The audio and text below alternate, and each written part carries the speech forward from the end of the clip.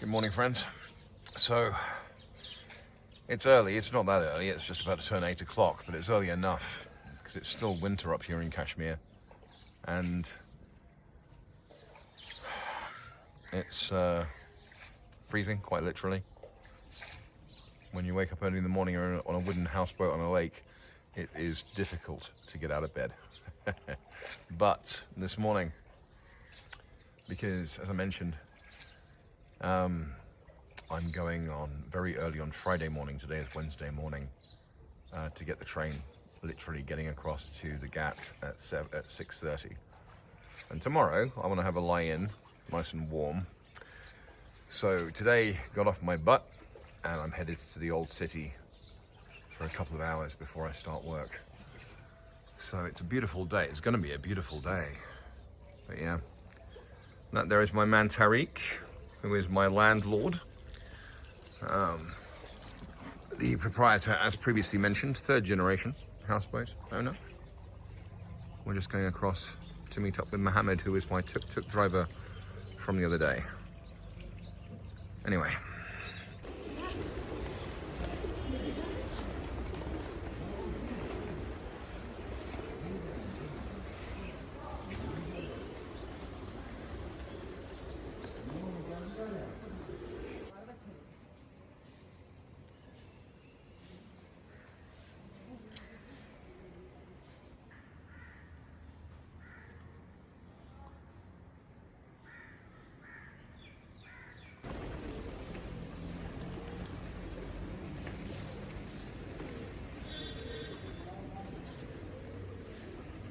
Good morning again, friends. So behind me is the Shah-I-Hamdan mosque, a wooden mosque, and one of the finest examples of wooden Kashmiri architecture. The original building was built in 1395 by the Sultan Sikandar in memory of Shah Hamdan, who was the preacher who essentially brought Islam to Kashmir. Apparently it was destroyed in about 1420 and rebuilt, but this is what you see, 600 years old. It's really very impressive. Okay, so the last place, the Kanka-i-Mula, which is the wooden mosque, which was 1394. It has rather strict rules about non-Muslims and also women not being allowed to enter. I'm going nowhere near the last part, of course. But, of course, I want to show absolute respect, especially considering that Ramadan starts at the first sighting of the new moon tonight in this area. So one must be respectful and circumspect. This place, the Jamia Masjid, which is a Friday mosque, is pretty closed right now, but Mohammed is asking whether it's possible to enter. We'll see. So my man Mohammed here has asked the question, and it looks like it's going to be opening-ish in about 10 minutes. It is 10 to 9. With a little bit of luck, I can go in, respectfully record, and I'll be almost solo. So, a touch of history. It is contemporary with the last place, Kanka-i-Mula. It was commissioned in 1394 and completed in 1402 CE by the Sultan Sikandar. It was at the behest of Muhammad Hamadani, who was the son of the previously spoken Mir Sayyid Ali Hamadani, a very important man in Kashmir history because he is the guy who brought Islam to this area and spread the word of the Prophet. So it is a huge edifice, very, very big. It has courtyards inside, and it really is extremely impressive. But yeah, if you look closely up there, that is an eagle hanging out, keeping an eye out for prey. You know what, if I was a pigeon, I think I'd be nervous.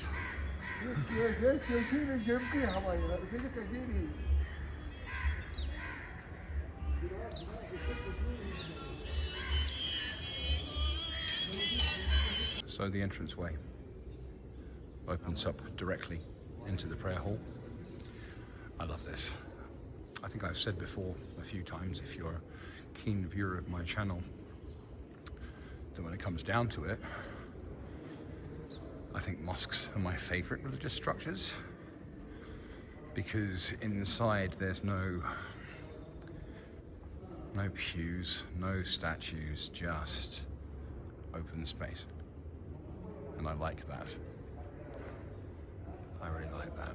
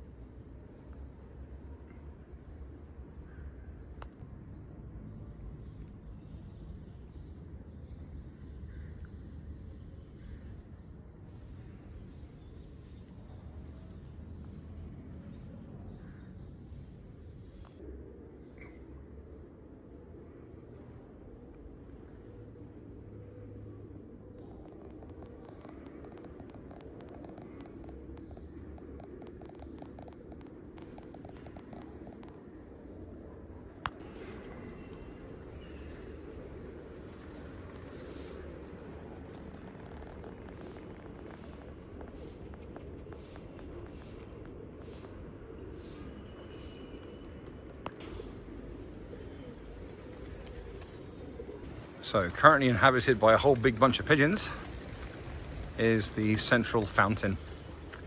This is a very symmetrical complex, and as of tomorrow, the first day of Ramadan, the people will come to the fountain and wash before prayer.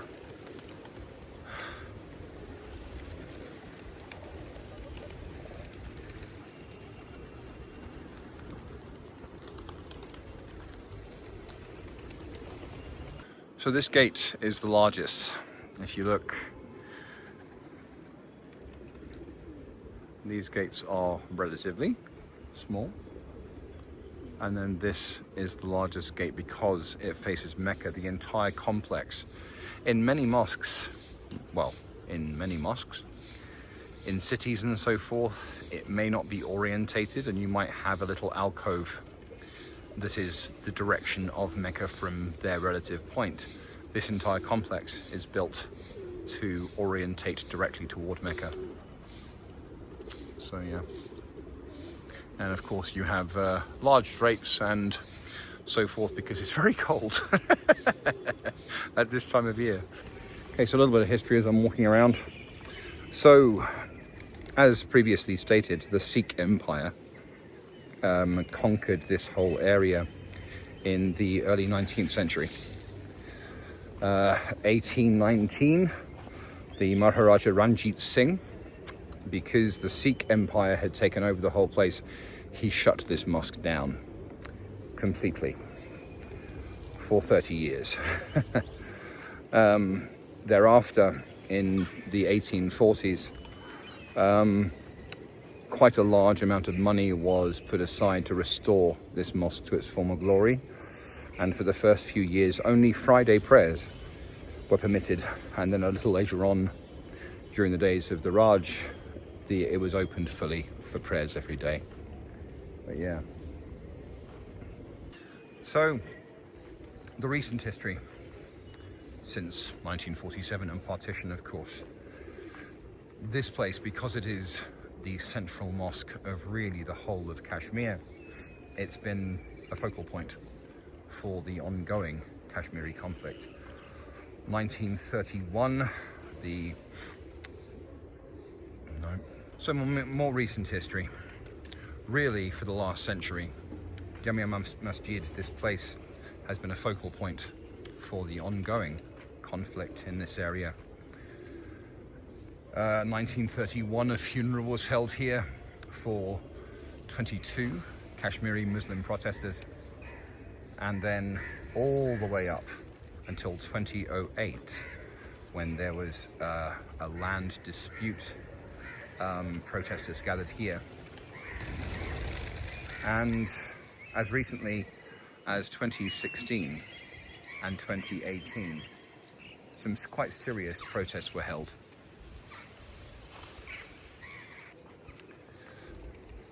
Most recently, a mere 8 years ago,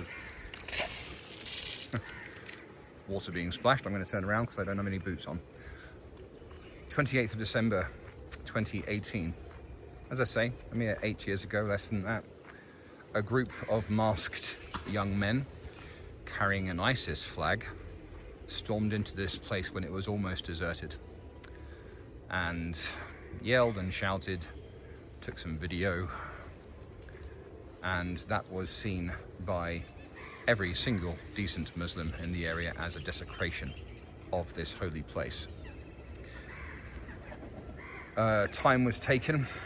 It was roundly derided and condemned by the chief holy man here, who was in charge both religiously and politically, if you like, and also the chief of the Kashmir state roundly condemned that action, because ISIS has nothing to do with Islam as far as most decent Muslims are concerned. A day was taken to reconsecrate this place, and then healing prayers, shall we say, were undertaken to bring this place up spiritually back to its rightful place. You have to think that in Islam, desecration is quite a serious thing. For example, if any copy of the Holy Quran touches the ground, it is desecrated and it must be buried. That is how seriously these things are taken. Anyway, so this is a focal point, a central place, a hotbed, if you like, for the ongoing conflict in the area, which is not just, political, but is also religious as well. Decent people don't want bloodshed. It just happens occasionally. Anyway, so the square that runs around the central courtyard, the entire place is a prayer hall. That is the direction of Mecca. Off to the left is where the men pray, and it has carpets and everything, and on that side is the women's entrance, and where the women kneel down and pray, again carpeted of course. But yeah. And as I stated, at the Red Fort in Delhi, I do like columned places like this. It reminds me of Khazad-dûm. But yeah, I do like times like this, because, as I mentioned earlier, Ramadan starts tonight upon the first sighting of the new moon in this area, of course. And so, Ramadan Kareem to all my Muslim friends. But, so, deserted today. Tomorrow, this entire place, every inch of the prayer hall, probably most of the courtyard, and maybe even outside in the road as well, will be just carpeted with the faithful coming to prayer. Yeah. So I feel a bit privileged, really, to be all but alone here now. All right.